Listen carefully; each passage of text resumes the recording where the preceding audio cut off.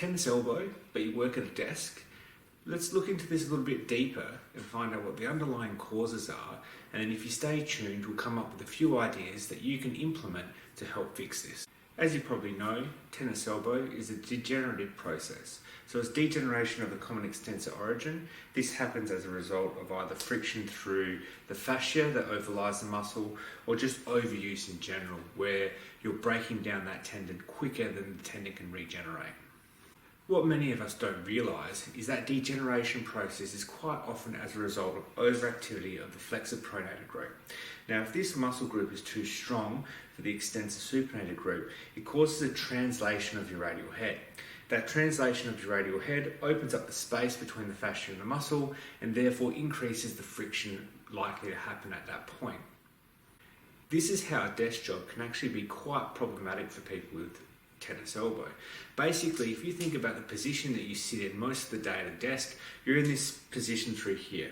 Now, this pronator position is putting the flexor pronator group on a very shortened position, and because you're typing, you're still using that muscle group. So therefore, that activity is causing that muscle to become tighter and tighter.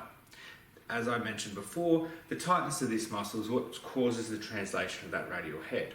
Additionally, when you're in this position and you're typing, more often than not, those wrists are coming into a slightly flexed position. When those wrists are in a slight flexion position, those tendons pop up and are more likely to friction underneath that fascia. Combined with this, as a general rule, our life involves a lot of gripping. So we're normally quite grip dominant, and therefore we're more likely to have extra strength through this flexor pronator group, and therefore this group is more likely to overload the extensor supinator group. So moving on to what you can actually do to help to prevent this, or actually treat it if you've got tennis elbow at the moment. So obviously we're needing to really work on these flexor pronator group. So initially what you could do is some stretching, so taking that muscle to its full end range. What I recommend for people is to hold that for 45 seconds up to 2 minutes. But if you're thinking about the position that you're holding throughout the day, you're wanting to change your position regularly. So if you're at a desk and you're doing a lot of typing, you should probably set an alarm on your clock for every hour or so, just to take your wrists to that full range and add a bit of a stretch through that flexor pronator group. So you can hold that stretch for 30 seconds if you're doing it regularly through the day. Additionally to this, to combat those tight muscles, you're looking at some deep massage. This is something that you're probably not going to be able to do at work, but just using some moisturiser, sunscreen, just something that adds or takes away some of that friction, I should say, through the skin of your forearm. By putting some massage cream through there, you're able to deeply massage through that flexor pronator group using your thumb. Now, obviously, as a physio, we do this every day. So if you're finding it's very difficult and your thumb's just getting too fatigued, what you can do is use something that's a bit harder, like a golf ball, and the heel of your hand to really strip through that muscle group. Additionally to this, you still want to do some work through the supinator and extensor group, but you're not really wanting to work through this zone here where the common extensor origin is.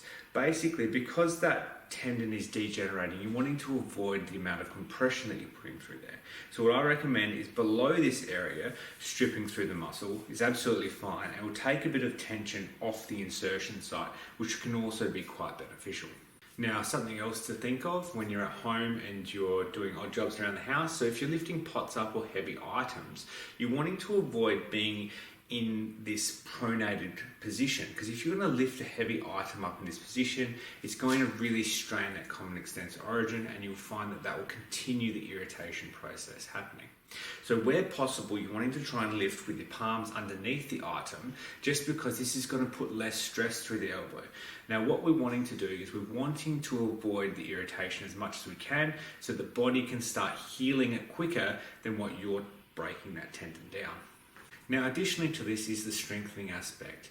Now, I'm someone who probably doesn't like the whole wrist extension exercise for strength through the tendon, purely because the flexion extension of your wrist is actually causing that tendon to rise, and therefore it's causing it to have extra friction underneath that fascia.